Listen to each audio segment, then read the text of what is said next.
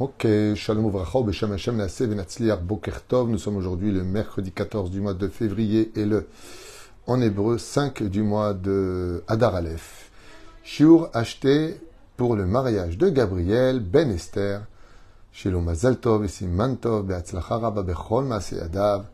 Qu'il ait le mérite de créer une très très belle maison, Kedat Moshe Ve Israël, remplie de joie, de mitzvot, Maasim Tovim, d'amour, d'humour, de Torah, comme on vient de le dire, et surtout d'une belle descendance sur le chemin de la Torah, des mitzvot et des bonnes actions. Aussi pour la protection de tous nos chayalim, retour à la maison de tous nos otages en bonne santé, refoua shlema pour tous les malades d'Israël, et Géoula shlema, le kol echad mi'itanu. On commence notre sujet avec un titre qui, franchement, d'abord est d'actualité, je pense, dans tous les pays, dans toutes les religions, les rumeurs. Nous allons parler de ce fléau. Un fléau qui est extrêmement grave pour plusieurs raisons, les rumeurs. Alors vous savez qu'il y a ce qu'on appelle les légendes. Légende veut dire des récits qui peut-être ont eu lieu ou n'ont pas eu lieu. C'est plutôt légendaire, mais ça peut être aussi une légende dans le sens où on ne sait pas si vraiment les choses se sont passées telles que le héros voudrait les exprimer. Et puis il y a aussi les nouvelles. Alors il y a les nouvelles qui sont confirmées, les nouvelles qu'on a le droit de transmettre, les nouvelles qu'on n'a pas le droit de transmettre comme les secrets qui nous sont livrés. Et puis il y a une chose qui par contre emmène à des catastrophes sociales qui peuvent détruire une maison, une personne, un foyer donc, qui peuvent détruire la vie d'une personne jusqu'à même l'emmener au suicide, ce sont les rumeurs. Les rumeurs sont considérées dans la Torah comme étant quelque chose d'extrêmement grave. Grave au point de perdre le droit de faire teshuva. Les rumeurs sont reliées bien sûr à trois dimensions, trois sujets que la Torah nous met en garde, qui sont la shonara, dire des vérités péjoratives, 2. Colporter des choses, donc je colporte, qui est un interdit, l'aminim et la malchim altietigva, tu ne transmettras pas des informations, sauf si bien sûr elles sont possibles d'être transmises, valables d'être transmises, et puis bien sûr qu'il n'y a pas de choses négatives, que ce soit dans l'intérêt de la construction de quelque chose d'intéressant, et puis la troisième chose, Motzi Shemra, faire un mauvais nom à la personne. Pour pouvoir lancer une rumeur, qui ne soit pas donc une rumeur, car les rumeurs n'ont pas le droit d'exister dans la Torah, on ne lance jamais des rumeurs dans le judaïsme. Il y a une rumeur qui dit de lui. Il faut faire très attention et fuir ce genre de choses. Même si la Torah nous dit Chabdeu, Chajdeu. La Torah nous met en garde. Elle n'a pas besoin de rentrer dans les rumeurs, elle te dit respecte tout le monde, n'aie jamais confiance en personne. Tu prêtes de l'argent, tu fais un contrat. Il t'a dit quelque chose, tu le fais signer. N'aie pas confiance. Les gens, ils parlent beaucoup, les gens parlent très rapidement, les gens se promettent alors qu'ils ne font rien, ils parlent beaucoup plus que ce qu'ils agissent. Donc on sait déjà dans quel monde social on vit, on sait. Il y a beaucoup aujourd'hui, les gens exigent d'être compris, ils ne comprennent pas les autres, les gens expriment une violence verbale pour se faire entendre alors qu'ils auraient pu parler beaucoup plus diplomatiquement. On sait tout ça.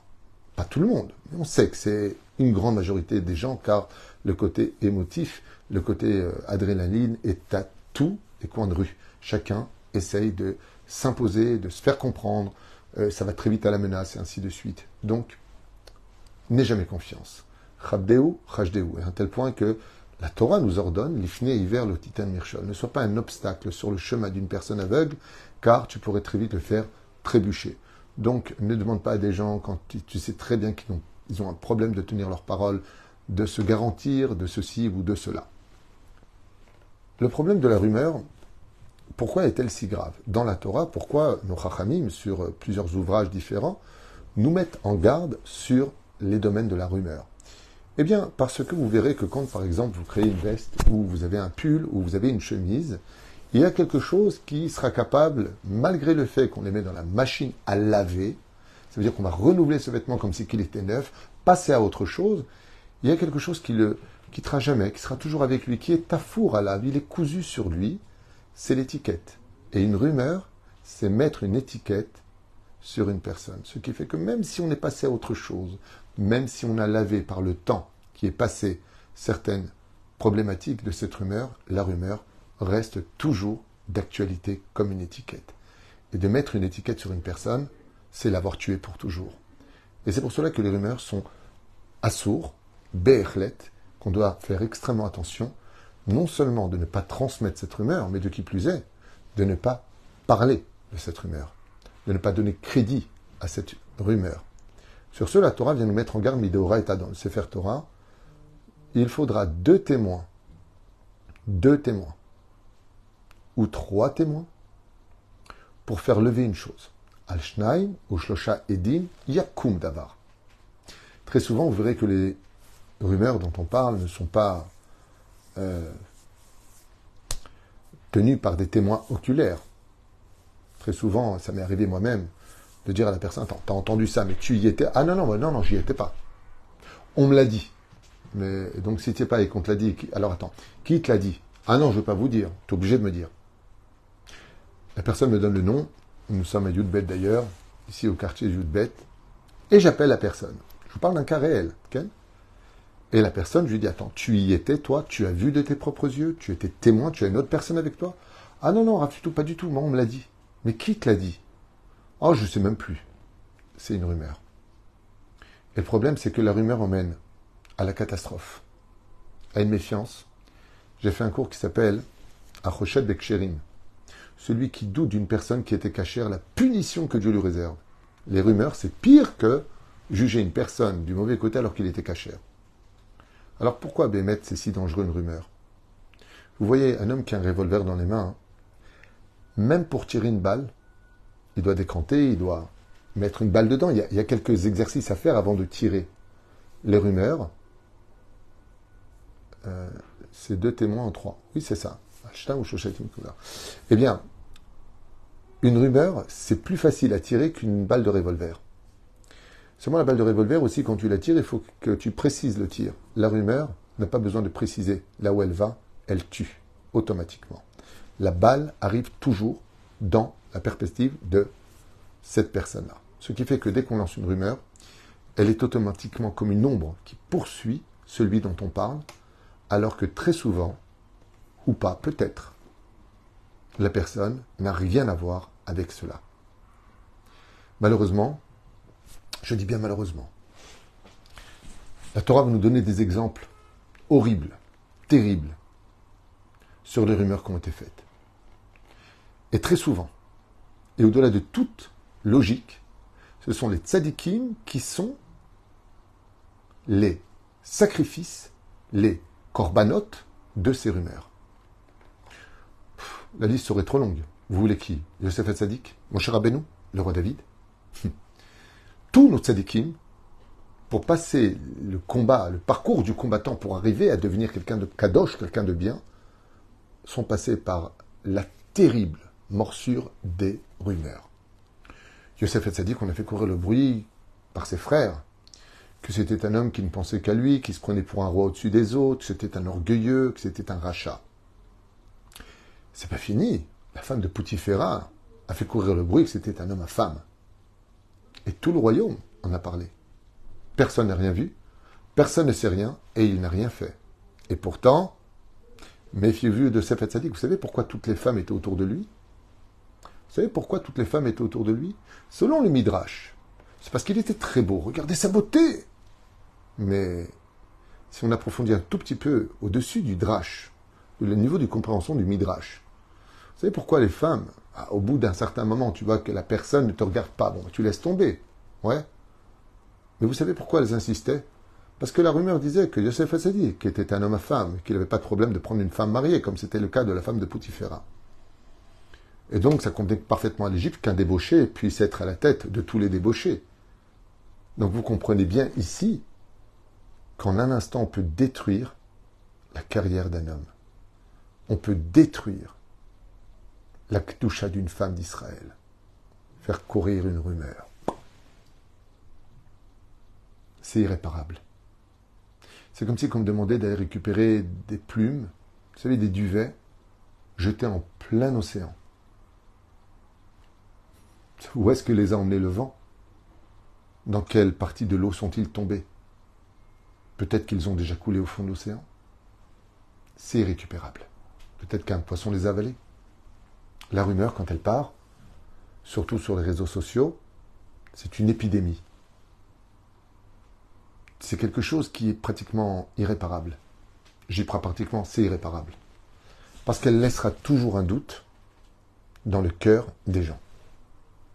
Et Yosef Hatzadik, même quand son père le voit, il doute de lui. Il est obligé de lui montrer qu'avec la Brit Mila, il n'a jamais fauté. Waouh! Mon cher Rabbeinu, la Gemara nous raconte, comme le Midrash, qu'ils ont fait courir la rumeur que c'était un voleur qui volait la tzedaka des gens. Bah oui, regardez comme il est gros. Le coup qu'il a. Cher Rabbeinu, c'est un imposteur, a dit Korach. À 250 rabbanim, il a fait courir le bruit qu'en réalité rien ne venait de Dieu, alors que la Torah témoigne qu'ils ont été témoins que Dieu lui parlait. C'est marqué noir sur blanc. De là, au sage de nous dire que les gens qui ravolent des rumeurs, comme Korach Vecholadato, ces mêmes personnes étaient déjà préposées à cela, à trouver des défauts chez les uns et les autres, et de se nourrir de ces rumeurs. David Améler, la rumeur disait que c'était un bâtard, que Ishaï n'était pas le père, comme ça écrit le Midrash Shmuel sur David Améler. Alors qu'il y a une raison à cela. Il était le fils de sa mère et de son père, et son père, David ben Ishaï, dit les Chachamim. Pourquoi tu as besoin de lui dire qu'il est le fils de Ishaï? On le sait, non, parce qu'il disait que ce n'était pas lui le père. Le roi David, on a fait courir la rumeur qu'il était homosexuel avec Jonathan, parce que son âme était proche de la sienne. Alors que le roi David était un homme pur, marié à 18 femmes et à des concubines, et que si Akadosh Baruch Hu s'adressait à lui, c'est qu'il n'avait aucun défaut anti-Torah, aucune débauche sexuelle selon la Torah, sinon Dieu ne serait pas adressé à lui. Que chacun fasse ce qu'il veut, personne ne juge, mais de dire du roi David qu'il aimait les hommes, comment tu peux dire une telle chose? Et pourtant, cette rumeur est encore enseignée dans beaucoup d'églises, beaucoup de lieux. Ah ouais, c'est marqué, regardez, il y a marqué « J'aime Jonathan », il le dit ouvertement qu'il aime Jonathan, fils du roi Shaoul, qui lui-même était un tzaddik et qui était marié, le roi David était marié, il n'a jamais aimé les hommes de toute sa vie. Mais cette rumeur en 2024 est encore d'actualité sur le globe de la Terre. Regardez le nombre d'années. On parle du roi David. Regardez ce que c'est une rumeur. Regardez de quoi on parle quand on parle de rumeur. C'est irréparable. Et c'est pour cela que quand les choses viennent, aujourd'hui c'est tellement facile. Une fois, je vous raconte une anecdote qui m'avait été racontée de deux femmes qui m'ont dit qu'elles en voulaient un rave, ou je ne sais pas ce qui s'est passé, peu importe, je ne me rappelle plus de l'histoire, c'est tellement vieux. Et elle me dit, et si on faisait courir la rumeur sur ce rave, que, étant donné qu'il a fait ça et ça, que lui, il a fait ça et ça. Je leur dis, si vous faites courir la moindre rumeur, surtout sur un rave, en lachem chelek l'olam haba, et le Gehinam, ce sera pour l'éternité. S'il y a des choses, comment on fait? Alors quand on entend des choses, on ne fait rien. On entend des choses, on ne fait rien. Si, on va au Beddin. On dit, voilà, je viens porter plainte contre telle personne. La personne est convoquée, tu feras tes preuves l'un contre l'autre. Le Beddin, lui, ne lance pas des rumeurs, mais donnera l'information sur son innocence ou sa culpabilité. C'est le Beddin qui décide. Donc toute rumeur qui ne sort pas d'un Beddin n'a absolument pas le droit d'être ni écoutée, ni reçue, ni acceptée, et encore moins divulguée. Prenons le cas, un cas que je connais tellement bien que j'étudie depuis 30 ans, le manipulateur pervers narcissique. Un sujet qui parle à beaucoup de gens. Il y en a pas partout. Il ne faut pas, dès qu'il y a un problème, dire « t'es pervers narcissique », c'est une insulte grave. Eux, ce sont les numéros 1 des rumeurs. Eux, ce sont les numéros 1 des rumeurs. Ils mentent et ils font courir toutes les rumeurs. Sur leurs conjoints, sur les beaux-parents, sur les rabbanim.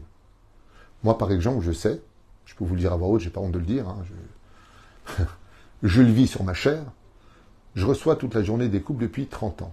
Je n'ai jamais dit que j'avais une théouda de thérapeute et encore moins de psychologue. Je ne l'ai jamais dit et je ne le prétends pas. J'étudie la psychologie depuis 30 ans et grâce à Dieu, s'il y a tellement de monde dans mon bureau, c'est parce que les résultats sont assez importants. Sauf pour certaines personnes. Dès que je remarque et que je repère ce flair que Dieu m'a donné pour aider les couples, des personnes toxiques, pervers narcissiques, effectivement, ils ne m'aiment pas. Et ils me le disent ouvertement. Mais qu'est-ce qu'ils font de l'autre côté? Ils disent du mal de moi. Ah, le Rav Tuitou, il a failli me faire divorcer. Moi, j'ai fait te faire divorcer. D'abord, je ne m'occupe pas de divorce en douille. Deuxièmement, effectivement, j'ai repéré qu'à l'ordure, il y avait comme Neshama à l'intérieur de ta tronche. Effectivement, je vois une personne, Hachem Ishmor, un démon avec une vitrine très douce, qui sait pleurer quand il faut, qui sait rire quand il faut, qui sait manipuler quand il faut. Le mec qui débarque, il me dit, ah Rav Tuitou, moi j'adore la Torah, vous savez. Pourquoi tu me parles de Torah? Tu es venu pour un shlombaï. Pourquoi tu me dis, tu adores la Torah pour me faire comprendre que tu es un homme de Torah? Que tu veux me mettre dans ton camp? Au fait, ça va le kollel? On se connaît pour que tu me parles de mon kollel? Qu'est-ce que tu veux chez moi? Moi, j'analyse tout. Mais de l'autre côté, je ne vais pas pousser une personne à subir. Donc, je réponds à cette personne, désolé, je ne puis m'occuper de votre couple. Ça m'a coûté cher. Donc, je n'ai rien dit. Simplement dit, j'ai dit, avec humilité, je n'ai pas les compétences pour m'occuper de votre couple. Le lendemain, pas le surlendemain, j'ai divorcé à cause du Rav Tuitou, ma femme maintenant elle veut divorcer, il ne veut pas s'occuper de nous, je fais ce que je veux. Il y a deux personnes pour qui je ne pourrai jamais m'occuper, deux personnes dont je n'ai pas les compétences, et avec beaucoup d'humilité, les autres non plus n'auront pas ces compétences. C'est quand il n'y a plus du tout réellement d'amour dans le cœur de l'un et de l'autre, parce que si c'est de la pitié, quand on reste avec une personne par pitié pour lui, on n'est concentré que sur les défauts. Car le bien ou les efforts fournis sont considérés comme étant une normalisation de la situation. Donc on est concentré sur les défauts. Le deuxième cas, c'est les pathologies. À partir du moment où une personne est pervers narcissique qui ne changera pas, ou un sociopathe ou un psychopathe, donc c'est un problème psychologique. Donc le problème n'est pas dans le couple, il est à l'extérieur du couple. Étant à l'extérieur du couple, il n'y a pas de problème de schlambaït, il y a un problème de comportement. Donc, trouble du comportement intervient automatiquement au sein du couple. Et là, il y a une souffrance. Comme je l'ai écrit dans mon livre, face à un pervers narcissique, à fuir ou à subir. Qu'est-ce que tu veux que je fasse de plus? Que je change sa neshama? Elle est tellement noire, tellement pourrie, que ce n'est pas dans mes compétences. Par contre, c'est dans les compétences du prophète Eliaou, puisqu'il est marqué qu'il ramènera le cœur de pierre des enfants vers les pères et celui des pères vers les enfants. Donc apparemment, le Créateur du monde le dira de même dans Yecheskel, je changerai vos cœurs de pierre en cœurs de chair. Si Dieu le dit, c'est que je ne peux pas le faire, donc je n'ai pas les compétences. Et donc, quand je me retrouve face à des couples qui viennent me voir, par exemple, pour le mariage, et que je décèle des pathologies ou des comportements presque borderline ou carrément pervers narcissiques, et que je dis au couple, vous allez droit dans un mur, ah ouais, le Rav Tuitou, il n'a pas voulu qu'on se marie. Non, ben, j'ai vu des choses. Il n'est pas psychologue, de quel droit il se mêle? C'est des choses que j'entends. C'est des rumeurs qui partent. Rabotaille, mais qu'on fait... Mes rendez-vous sont gratuits, alors je le dis à toutes ces mauvaises personnes avec des âmes noires. Mes rendez-vous sont gratuits, je vous donne du temps, j'essaie de m'occuper de vous, et grâce à Dieu, j'ai 95-96% de réussite dans mes shlom baït qui sont, Baruch Hashem, pris en compte par le Beddin et pris en compte par le Mishpat Amechosi, dans le cas où il y en a qui ne le savent pas, parce que mon travail est fait les Shem Shemaim et que je n'ai aucun intérêt à recevoir des couples, si ce n'est que leur donner du temps, et beaucoup de temps, et que même quand ils font un don, cet argent, je vous l'affirme, va directement dans la caisse pour payer ou des familles ou des avrechim, il n'y a rien qui rentre dans mes poches. Donc moi, j'ai pas l'intérêt, vous savez, quand on dit il n'a pas de théoudot, il a des théoudotes, c'est quand tu prends 400 shekels et 3 quarts d'heure. Mais moi, je prends rien. Alors, je ne suis pas venu régler mes comptes dans ce chiour, comprenez-le bien. Mais c'est pour vous dire combien il est facile de lancer des rumeurs. Et combien le pire du pire. Les gens ne vont pas prendre le téléphone en disant, vous savez, il y a eu ça et ça. Et ça, c'est obligatoire à Pi-Halacha. Si tu doutes d'une personne, si on a fait une étiquette, on a posé une... pour n'importe quel sujet, pas simplement de mon travail, le patron, c'est un radin, il est trop dur, il a une rumeur d'être un mec, c'est une pince. Qui t'a dit que c'est une pince? Pourquoi tu l'acceptes aussi facilement? Est-ce que tu as parlé avec lui? Est-ce que tu as parlé avec lui? Alors je vous raconte encore une histoire. On dit que la vie est une école, j'aimerais la partager avec vous. Et j'ai eu ce cas. Quelqu'un vient me voir et me dit, seulement malheureusement pour lui, il ne savait pas que je connaissais cette personne, mon patron c'est une pince, il a un cœur de pierre, c'est un pourri, c'est grâce à moi, et c'est grâce à moi. Déjà, ce langage-là démontre combien il y a de l'ingratitude dans tout cela, mais c'est pas grave. Moi, j'ai le numéro de ce patron, et je l'appelle, et je lui dis au téléphone, dis-moi, ce qui paraît, c'est vrai que tu as un ouvrier qui te demande de l'aide, et des fois, il me dit, oh, tout de suite, il m'a donné son nom. Emmanuel Rav Tuitou, je lui ai fait déjà une avance sur le mois prochain. Qu'est-ce qu'il veut? Il a tout le temps des problèmes d'argent, il vient me voir. je veux bien l'aider, mais je lui ai déjà fait une avance sur le mois prochain. Il vient me voir 3 jours plus tard en me demandant encore une avance. Réponse, non. Et il dit que je suis une pince. Il peut dire ce qu'il veut en attendant, je ne lui dois rien et je lui ai avancé l'argent. Je vous pose une question. Si je n'avais pas appelé pour vérifier, qu'est-ce que je me serais dit? Cet homme est une pince, le pauvre. Parce que celui qui m'a parlé, il m'a parlé avec son cœur, sérieusement, avec de la peine. Mais est-ce vraiment vrai? Ce qu'il a fait était-il acceptable? Est-ce qu'on a entendu le deuxième son de cloche? Vous vous rendez compte, chers amis, qu'aujourd'hui, vous allez voir un rave. Ce rave ne va pas vous donner les réponses que vous attendiez. Vous allez donc voir un autre rave, ce qui est strictement interdit, ceci étant. Ok, ça t'a pas plu, tu cherches peut-être un hater. Vous savez combien de fois dans ce bureau, ici présent, les gens viennent me voir et ils me disent, voilà, on est parti voir un rave, ça ne nous a pas plu comme réponse. De toute façon, ce rave-là, je dis, hop, vous arrêtez, vous sortez du bureau. Vous n'avez pas le droit de parler d'un rave. Vous n'avez pas le droit de remettre son jugement en question. Parce que ça ne vous convient pas. Bon, ok, alors on dit plus rien, on voudrait avoir l'opinion de J. Vous êtes, déjà rien que ça, c'est pas bon. Mais de venir dire, comme j'ai eu avec une femme, qui, avec son mari, sont partis voir un Dayan, parce qu'ils étaient en phase de divorce. Écoutez bien cette histoire, comment les gens peuvent lancer des rumeurs à Shemishmor Berachem. Oui, vous trouvez ça normal que le Dayan, comme ça, il ne considère pas, comme si qu'on était des déchets humains. Je dis, mais madame, c'est un Dayan, c'est pas papa que vous êtes allé voir. Le Dayan, il n'a pas le droit d'avoir ni de compassion, ni de peine. Il doit rester objectif selon la halakha. Et quand j'expliquais comment devait se comporter un Dayan, elle m'a dit, ah, maintenant je comprends. Je lui dis, mais vous avez fait un sale nom à ce rave? Elle m'a dit, ah ouais, partout. À moi, les rabbinim, je ne peux plus les voir. Je lui dis, mais madame, un Dayan, il doit être comme cela. C'est comme pour la conversion. Vous trouvez ça normal, il veut se convertir, et on le jette du Beddin. Oui, on doit le jeter 3 fois, c'est une halakha. Qu'est-ce que tu veux maintenant? Ah bon? Ah, je ne savais pas. Alors pourquoi tu fais un mauvais nom au Beddin? Est-ce que tu te renseignes avant de parler? Est-ce que tu connais les tenants et aboutissants? Parce que les dégâts sont terribles. Et je finirai avec 2 choses. Dans les lois de Chazanout, dans les lois du Shulchan Aruch, pour un Chazan, pour être représentant à la Teva, pour monter prier pour le Tzibour, il y a des conditions qui sont prescrites par la halakha. Et l'une d'entre elles, qu'il ait une bonne réputation. Qu'il ait une bonne réputation. Vous avez raison de l'écrire, on a 2 oreilles. Vous avez bien raison de l'écrire. Une oreille pour entendre, une autre pour vérifier. Pour aller écouter le 2e son de cloche. Vous avez raison. Revenons à ce qu'on disait. Lancer une réputation. Une personne qui a une mauvaise réputation ne peut pas être Hazan al-Pi halakha. Alors la question, ce serait, mais c'est une rumeur. Réputation. C'est une rumeur. Il a mauvaise réputation, il a bonne réputation. 2e cas, il ne faut jamais marier son enfant à une famille qui a une mauvaise réputation. Mince, c'est problématique. Parce que si on lui a fait une mauvaise réputation, parce qu'on a eu un conflit avec lui à l'échelle personnelle et non pas à l'échelle générale, dans l'ensemble, on peut être bon des fois à 90%, mais avec une personne, on va être mauvais. On ne l'a pas aimé, lui. Mais est-ce que ça veut dire que la personne est mauvaise? Non. Ça veut dire qu'avec lui, il a un problème. Alors pourquoi lui faire une étiquette? Vous comprenez? Et la question finale, c'est que Dieu sait tout. Dieu voit tout. Dieu comprend tout. Ainsi donc, pourquoi est-ce qu'il laisse certaines personnes avoir une mauvaise réputation? On va dire du mal de lui. Comme encore un truc qui me monte à l'esprit, je suis désolé de le dire.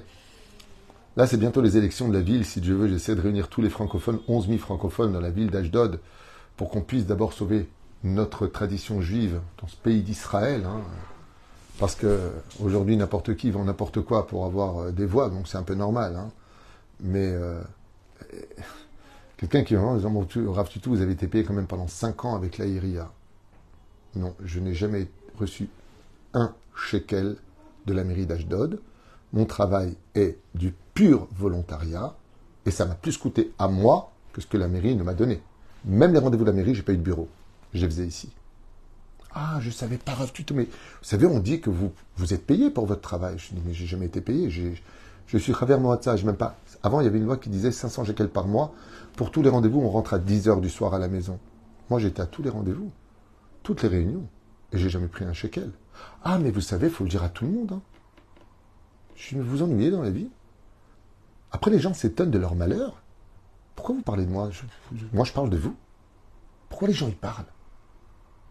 C'est du 100%, 100% volontariat. Je ne prends pas un shekel pour tout ce que je fais. Pour toutes ces demandes toute la journée avec l'Arnona, et j'ai ceci, et j'ai cela, et Rav-Tuitou, et Rav-Tuitou. Je reçois quelque chose. D'où vous sortez ça? La bouche. La bouche. Elle a une mauvaise haleine des fois, mais pas physique. Hein. Elle a une mauvaise haleine due à des mauvaises paroles. Et après, on s'étonne de ses malheurs. Lo aleinu velo alechem. Ah, au sage de nous dire, pourquoi Dieu il laisse malgré tout une rumeur courir sur notre nom? 2 raisons que j'ai étudiées. La première, quand tu veux monter de degré, c'est-à-dire comme on a vu avec le roi David, on a parlé de Yosef Hatzadik, on peut parler de qui vous voulez. Quand on fait, dans la graduation, on monte dans la Gdusha, toute la Sitra Achara, toutes les mauvaises choses, quand elles voient que tu es quelqu'un de bien, Nidbakim, elles viennent sur toi. Et elles vont essayer de te faire descendre au plus bas, et pour cela, il n'y a pas mieux que de faire courir une rumeur. Mais en réalité, c'est pour t'élever encore beaucoup plus haut. Et c'est pour ça que Yosef Hatzadik, avant qu'on lui fasse une mauvaise rumeur, après il est monté roi d'Égypte. Pareil pour le roi David. Quand il a été oint par le prophète Samuel, ils ont dit alors comment il peut être roi d'Israël oint s'il est mamzer? Tout le monde s'est tué. Hop, il est monté, devenu enfin roi d'Israël. Quand tu viens pour monter, les forces du mal s'abattent automatiquement sur toi et les rumeurs courent. Quand une rumeur court sur toi, c'est qu'il y a un avenir. Ne te suicide pas. Ne fais pas attention à toutes ces mouches vertes qui veulent ton miel. Comme je dis souvent, mieux vaut être le jalousé que celui qui jalouse. Okay? Mais il y a une deuxième raison à cela. Et celle-là, par contre, elle est un peu plus douloureuse. C'est que des fois, il y a des rumeurs qui sortent sur toi, mais c'est un signe de Dieu. Pourquoi? On va dire, par exemple, que une rumeur, Chazécham, qui vole de l'argent. Mais ils ne veulent pas d'argent. Alors pourquoi Dieu l'a laissé courir cette rumeur? C'est où Dieu a une réincarnation, où vraiment il volait de l'argent. Et il l'a caché de tous. Et son tikkun, c'est qu'il soit accusé de ce qu'il a fait précédemment. Donc on parle de monde très ésotérique, ici on parle de réincarnation, parce qu'il n'y a pas de hasard, et il n'y a pas d'injustice. Ça c'est dur à gober. Et la deuxième raison que j'ai lue, qui m'a beaucoup plu, c'est que oui, c'est vrai que c'est faux ce qu'on dit sur toi, mais à l'intérieur, tu aurais pu le faire. Ça veut dire que tu n'as pas encore soigné ton intériorité. Et je vous raconte encore une anecdote que j'ai eue avec un rendez-vous qui m'a beaucoup plu et qui correspond à ce que j'ai étudié. La vie est une école. J'ai parlé avec une personne de qui on a fait courir le bruit, une rumeur sur lui, que c'était un homme à femme. Hachem Ishmael Virachem. Et cette personne, que je connais plutôt bien, je ne vois pas être un homme à femme. Mais bon, la rumeur dit que fais attention, fais attention. Très bien, très bien. Il me dit, Rav Tuitou, je vous jure sur la Torah, je ne suis pas un homme à femme. J'ai jamais trompé ma femme, j'ai jamais fait ça, j'ai jamais fait ça. Alors je lui dis, regarde, moi j'ai étudié quelque chose, je vais te poser une question, tu n'es pas obligé de me répondre, mais juste pour que moi je puisse comprendre. Donc, j'espère qu'il ne m'en voudra pas de raconter ce qu'il m'a dit, de toute façon je ne donne pas son nom. Je lui dis, mais est-ce que tu regardes peut-être des choses ou tu penses à des femmes? Il m'a dit, ah oui, des fois oui. Je lui dis, alors de là est née la rumeur. Il n'y a pas de fumée sans feu. Et ça c'est marqué noir sur blanc chez Chazal. C'est que des fois dans l'action on n'a rien fait. Mais au fond de soi, on n'a pas encore soigné cette impureté qui est en nous. Et cette impureté, comme on ne veut pas la soigner, des fois Hachem, il t'envoie une rumeur pour dévoiler ce que toi-même t'as oublié, pour que tu deviennes meilleur. Pour que ça te remette en question. Et ça, c'était un chidouche. Et ça m'a été confirmé par une personne qui m'a dit, bon, un peu comme tout le monde, des fois, oui, je regarde des choses, je regarde des filles, mais je ne fais rien. Je lui dis, mais tu sais que c'est assourd. De là peut naître une rumeur. Le Créateur du monde laisse naître des choses des fois parce que peut-être que tu devrais te remettre en question sur un petit détail. Alors faites attention quand on fait courir des rumeurs chez des rabbanim, ou même sur vous, sur vos époux, sur vos femmes, sur vos enfants, sur vos parents, sur vos patrons, sur vos ouvriers. N'acceptez pas les rumeurs. C'est un crime de recevoir et d'accepter une rumeur. Mais si de l'autre côté, une personne est dangereuse ou toxique, et qu'elle fait un chidour, et que vous le savez, vous êtes en droit de raconter avec l'accord d'un moréora, c'est-à-dire d'un rave, en expliquant bien les choses avec preuve à l'appui, que cette personne-là a, non pas une rumeur, mais des preuves qu'elle est toxique. Car on n'a pas le droit de laisser une autre personne tomber dans ses griffes, pour qu'elle souffre. Mais cela ne peut se faire qu'avec l'accord d'un rave compétent, rempli d'amour pour son peuple, et parfaitement au courant des lois juives. Et de soi-même, ne prenez jamais le risque. Tout le monde connaît cette histoire avec laquelle je clôturerai ce chiour. D'un jour, un lion qui était avec sa reine, la lionne, et qui était en train de lui parler. Et la lionne lui a dit à son mari, « Ouf, tu as une odeur terrible dans la bouche. Tu sens très très très mauvais de la bouche. » Le lion était un peu vexé comme ça, il dit, « Ah bon, à ce point-là ouais. » Il s'est retiré, il est parti sur son trône, et puis il a dit, « Tiens, je vais quand même vérifier les choses. » Il a appelé un âne, et il lui a dit, « Viens ici, toi. » L'âne, il a eu peur, le roi l'appelle, le roi lion comme ça, avec les poils dehors, le rail en or, oula. Il lui a dit, « Est-ce que j'ai une mauvaise odeur ?» Il a dit, « Non, pas du tout, pas du tout. Vous êtes le roi, vous avez une odeur magnifique. Mamache, ça sent la rose. » Le lion, il dit, espèce de menteur. Il lui donne un coup de griffe, il lui déchiquette la gorge, et le Hamor meurt. Alors, il appelle le mouton, il lui dit, viens ici. Il arrive, il ne sait pas quoi faire. Il lui dit, est-ce que j'ai une mauvaise odeur? Est-ce que j'ai une mauvaise haleine? Le mouton regarde l'autre à côté qui a été égorgé, qui a été foudroyé par un coup de griffe. Et il dit, ah oui, vous avez une odeur, la vérité, j'ai du mal à respirer, elle est vraiment horrible. Et là, le lion lui dit, comment tu oses? Il se jette sur lui et le croque au niveau du cou et le tue sur place. Le lion retourne sur son trône et il appelle le renard. Il dit, viens ici. Il dit, qu'est-ce qui se passe? Attends, il voit les deux cadavres, le Hamor, l'âne qui est tué, il voit l'autre qui est tué. Il dit, est-ce que j'ai une bonne haleine ou pas? Et là, le renard, il lui dit, je suis désolé, j'aimerais tellement vous répondre, mais je suis enrhumé, j'ai le nez complètement bouché, je ne sens rien du tout, mon museau est totalement bouché. Je ne sais pas, je ne pourrais pas vous répondre, laissez-moi guérir le temps de vous répondre. Le lion lui dit, bon, allez, toi, dégage. Des fois, dans la vie, il faut être un peu comme le renard, il faut être malin. Viens pas donner ton avis, reste de côté. Mieux vaut jouer celui qui a attrapé le rhume que de prendre des risques de donner son avis à droite ou à gauche, de peur d'être frappé par le Créateur du monde, qui est le roi des rois. Baruch Adonai Leolam, Amen ve Amen.